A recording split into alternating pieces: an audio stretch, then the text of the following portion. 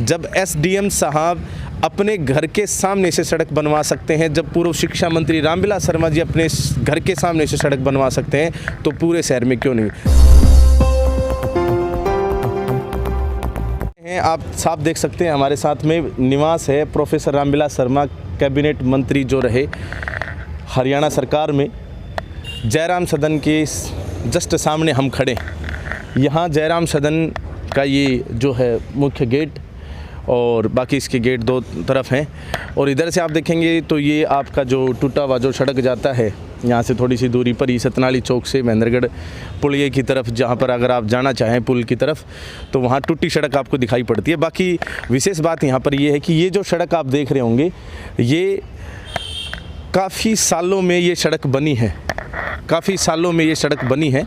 और बात करें यहाँ की इस जगह की, तो इस जगह की आप देखेंगे कि ये जो सड़क है कई सालों में, अनेकों सालों में हरियाणा सरकार में रहे पूर्व शिक्षा मंत्री रामविलास शर्मा जी अपने ही घर के सामने जहां पानी भरता था उस जगह पर अपने अथक प्रयासों से ये सड़क बना पाए हैं।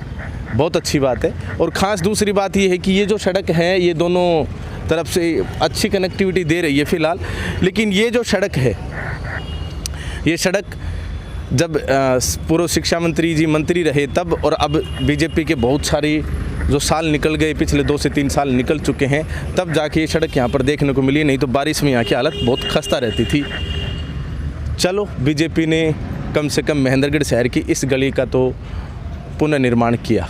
बाकी बातचीत करें हम शहर की अन्य सड़कों की, तो शहर की अन्य सड़कें ऐसी हैं जैसा कि आप अभी तस्वीरों में देख रहे होंगे।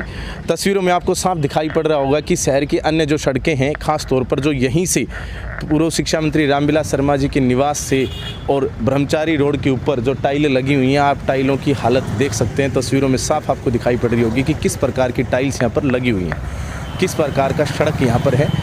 अच्छी बात है कि सड़क बन गया, लेकिन विशेष बात यह है कि ये जो सड़क बना है इसकी क्वालिटी चेक भी हो।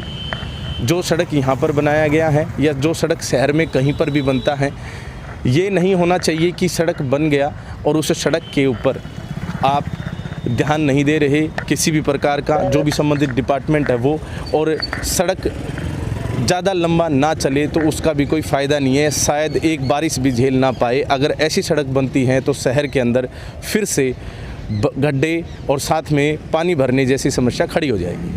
बात करें यहाँ पर इस सड़क की, तो ये है पूर्व शिक्षा मंत्री रामविलास शर्मा जी की। आप साफ देख रहे हैं, देखो ये हम यहीं खड़े हैं, आप इधर आओ कैमरामैन साथ, इसमें कहे हम यहाँ खड़े हैं, देखिए ये निवास स्थान है।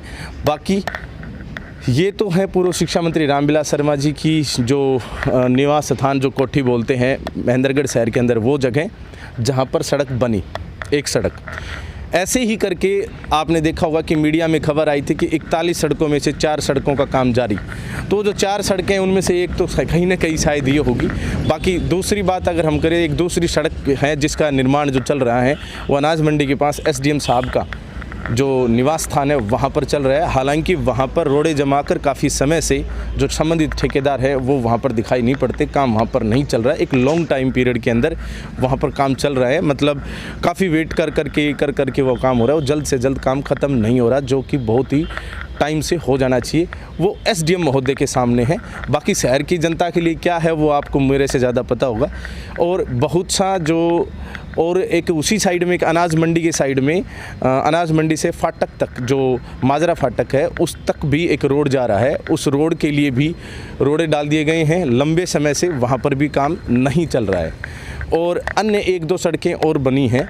लेकिन यहाँ पर हम धन्यवाद करेंगे जो पूर्व शिक्षा मंत्री रामविलास शर्मा जी हैं उनका भी, कि उन्होंने कम से कम अपने जयराम सदन के सामने तो ये जो है सड़क बनवाई। आज से 1 साल भर पहले जब हमने उनसे इंटरव्यू किया था चर्चित चेहरे में, तो हमने उनसे कहा था कि आप अपने घर के सामने ही जो पानी भरता है वही दूर नहीं करवा पाए जो जयराम सदन के सामने है। तो आज कम से कम ये हालत तो हो गए कि यहाँ की ये सड़क बन गई और हम चाहते हैं कि सरकार से, वर्तमान जो सरकार है उनसे और वर्तमान विधायक से भी कि वो क्षेत्र की तरफ ध्यान दे, क्षेत्र की समस्याओं की तरफ ध्यान दे। वर्तमान सरकार जिस प्रकार से अन्य सभी विधानसभाओं के अंदर कार्य कर रही है वैसे कार्य यहाँ पर भी करे। और बात करें विधायक साहब की, तो विधायक साहब भी इस चीज़ को संज्ञान में लें कि जब 32 विधानसभाएँ महेंद्रगढ़ के अलावा जो और अन्य विधानसभाएँ हैं जिसमें बीजेपी की सरकार नहीं है, अगर वहाँ काम हो सकता है तो यहाँ काम क्यों नहीं हो सकता। वो विधानसभा में अपनी आवाज़ क्यों नहीं उठा सकते क्षेत्र की समस्याओं को लेकर।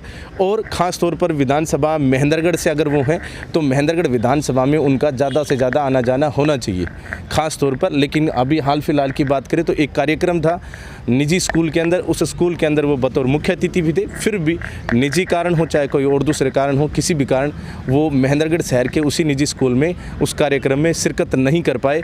आप अंदाज़ा लगा सकते हैं कि फिर किस प्रकार से शहर के अंदर जो समस्याएं हैं उनकी तरफ उनका ध्यान होगा।